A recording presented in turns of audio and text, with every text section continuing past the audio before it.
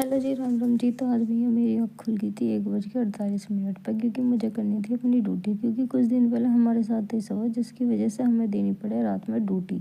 तो मैं यहाँ पर अपनी ड्यूटी करते हुए कर रही थी बाहर ताक झाँक, ये देखने के लिए कि घर में कोई घुसा तो नहीं है। तो भैया आजकल जो है सर्दियों में ना ज़रूरी है कि सभी घर में से कोई ना कोई बारी बारी से उठ के देख लिया करो, क्योंकि आजकल चोरी का डर बढ़ा है। और चोरी तो खैर छोड़ो, जान माल का नुकसान हो गया। फिर मेरी नज़र पड़ी इस पर, मॉडल की तरह सो रही थी। फिर भैया मैं लेट गई और लेटने के बाद फिर मैं उठी सुबह 6 बजे। जब मैं 4:30 बजे उठी तो पापा जी ने मुझे धमका के उल्टा लौटा दिया। बोल रहे कल शाम तो तेरी तबीयत खराब हो रही, अब तू 4 बजे उठ गई, जाके लेट जा, आज बच्चों की छुट्टी है, थोड़ा लेट काम कर लीजिए। फिर मेरे को झाड़ू लगाते लगाते याद आया कि क्यों ना मैं आपको अपनी बगिया दिखा दूँ।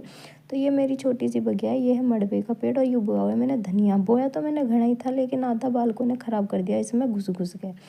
ये हमारी तुलसी मैया, और इधर ये मैंने इस कोने पे बोए थे थोड़े से चने। आप कोई नहीं सोचेगा इतने से क्यों बोए, एक्चुअली ना स्प्राउट्स बचते गए थे तो वही डाल दिए और वो बन गया। बहुत ही अच्छे लग रहे थे। अब जब ये थोड़े से और बड़े हो जाएंगे तो नमक मिला के इनको खाएंगे। जब मैं गेट पे सफाई करने गई तो मुझे वहाँ बैठी हुई दिख गई गुलजी। अब इसका रोज का काम है, ये रोज आती है और मुझसे मिल के जाती है।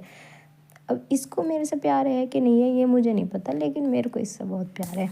उसके बाद ये आ गई थी घर में, और देखो यहाँ पे योशीरो आराम से सो रहा है, लेकिन जैसे मैं गुलची को प्यार करने के लिए चलूँगी ना, ये हुड़दंग मचा देगा। अब आप देखना, देखो आराम से सो रहा है, कोई फ़र्क नहीं पड़ रहा, ठीक है। जैसे ही मैंने जाकर गुलची को प्यार किया, इसका तो तलावेली मच गई, इसको तो चिड़न मच गई। हाय मम्मी इसको प्यार कैसे कर रही है, इसने शोर मचाना शुरू कर दिया नालायक ने।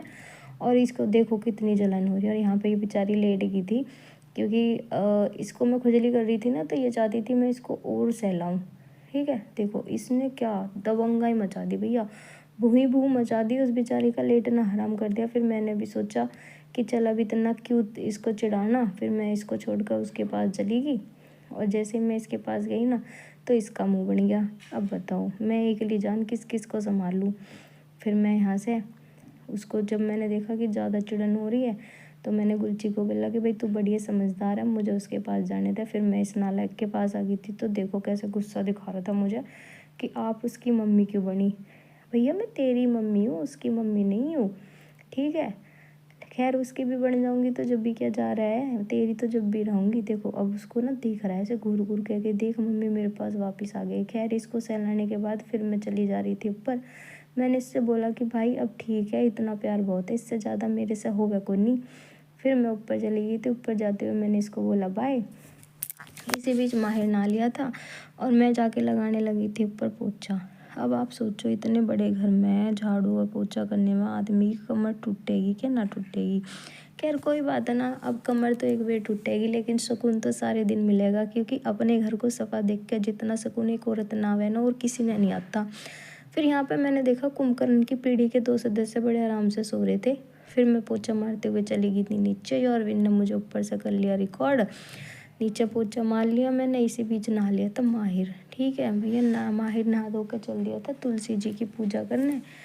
और अभी देखना कितने आराम आराम से जा रहा है, ताकि जल ना बिखर जाए। नीचे जाके इसने दिया तुलसी जी को जल, और यही पूजा कर रहा था। तब तक मैं ली थी नहा, और मैं नहा धो के करने लगी थी लड्डू गोपाल के नहाने की तैयारी।